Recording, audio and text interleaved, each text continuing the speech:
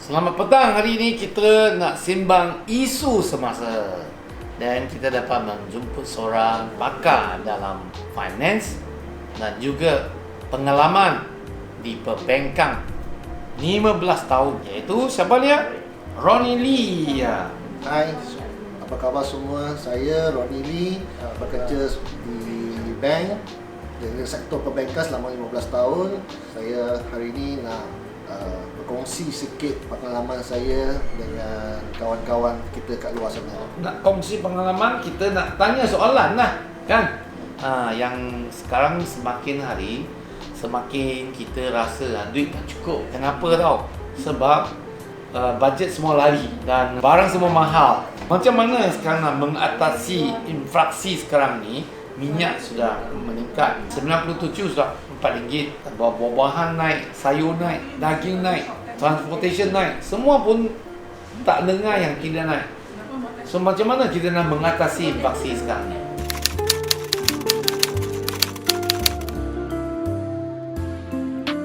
Perkara pertama kita kena tahu dulu sebab kenapa berlakunya kenaikan harga. Okey, kita kena tengok dalam perspektif ekonomi, inflasi ataupun kita panggil kenaikan harga lah kan, terbahagi pada dua sektor. Satu makroekonomi, satu mikroekonomi. So, bila kita bercakap tentang makro ni, kenaikan harga ni bukan berlaku kat Malaysia saja. Dia memang berlaku seluruh dunia. Kenapa? Sebab COVID. Kes COVID ni yang menyebabkan semua kerajaan menggunakan dasar fiskal di mana kerajaan-kerajaan menyuntik dana masuk ke dalam pasaran di mana dia akan bagi bantuan, macam kat Malaysia akan bagi inisiatif prihatin ni semua ni kan. So duit-duit ni akan selalu kepada masyarakat. So masyarakat bila dah dapat duit, dia akan spend lah, akan belanja duit ni untuk boost the ekonomi, untuk mempertingkatkan ekonomi ni. Dalam sektor Malaysia kita panggil KDNK lah, akan untuk cuba untuk memulihkan ekonomi selepas COVID-19 ni. Okey. Nombor dua, faktor dia yang kenaikan harga ni sebab semasa COVID-19 ni berlaku, kita boleh lihat banyak pengangkutan laut. Okey, pengangkutan laut maksudnya kontainer-kontainer yang tersadai dekat pelabuhan-pelabuhan seluruh dunia, menyebabkan kekurangan kontainer untuk ada aliran dia. Saya dengar yang paling banyak kontainer tersadai di Amerika, berpuluh ribu punya kontainer masih tidak diselesaikan. Betul kan? Ya, betul. So bila kekurangan kontainer ni semua, so setiap peniaga atau pengeksport daripada setiap negara cuba mendapatkan kontainer ni. Bila dia dapatkan kontainer ni, dia akan bayar harga lebih tinggi lah. Sebabkan kita dalam ekonomi ni ada permintaan dengan penawaran. Bila permintaan terlalu tinggi dengan penawaran yang rendah sebab dah tersadai, jadi harga untuk dapatkan kontainer ni akan meningkat. Bila freight charge dia naik, bahan mentah masuk ke kilang, diproses, akan naik lah. Petrol naik juga ada efek, Pak.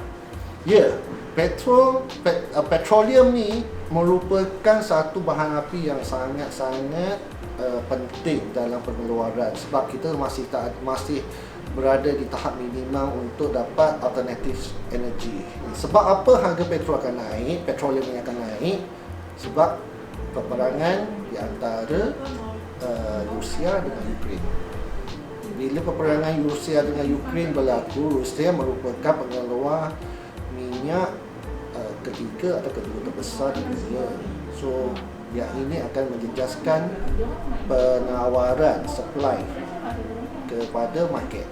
So that's why harga minyak pun menaik dengan mendadak. Kalau begitu, kalau ikut kiraan sekarang, satu tong minyak sudah jadi 2 kali ganda daripada tahun lepas punya. Adakah dia akan efek 2 kali ganda kita punya perbelanjaan harian ini sekarang? Kita tak boleh cakap 2 kali ganda lah.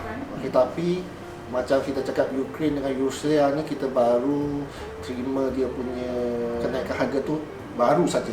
Sebab mungkin kita akan rasa dia punya kesan lepas lagi 2-3 bulan. Sebab apa sekarang kos-kos untuk pengeluaran dia sekarang yang baru buat, dia orang baru buat. So mungkin lagi 3 bulan kita akan rasa lagi kenaikan harga barang-barang ni lah.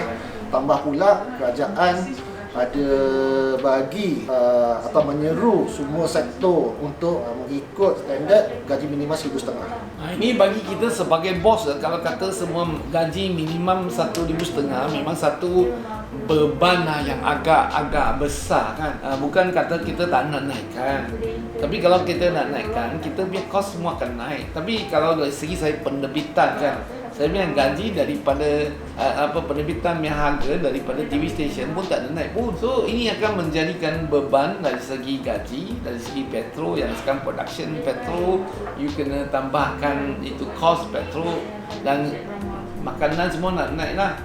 So kalau berterusan begitu, macam mana kita nak tengok masyarakat lagi yang di luar sana lagi lah menghadapi masalah yang lagi serius daripada kita dalam satu bidang saja. Saya percaya bukan satu bidang yang efek pada ini kenaikan harga over budget, perbelanjaan sudah melebihi daripada gaji dan keuntungan syarikat pun.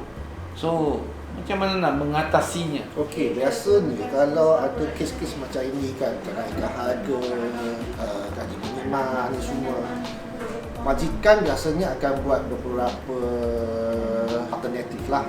Nombor satu, mungkin majikan tersebut kena potong bilangan pekerja lah.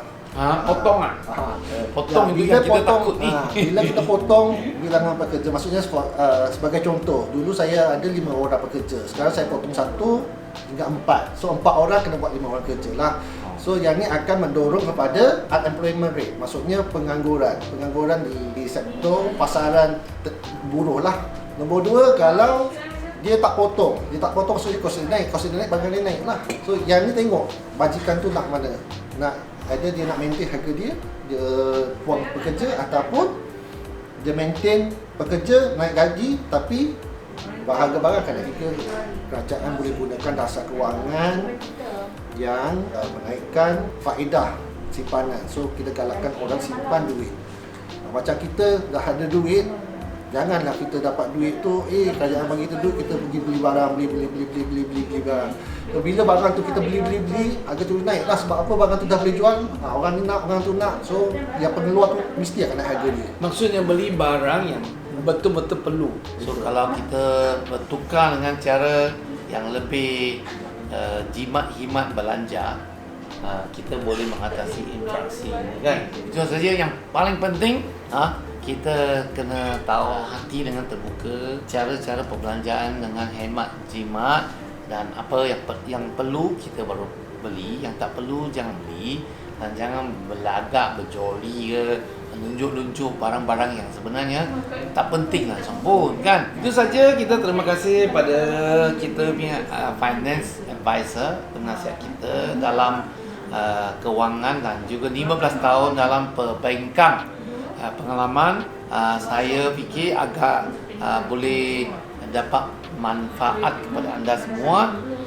Sekian, terima kasih. Kita jumpa lagi episod seterusnya.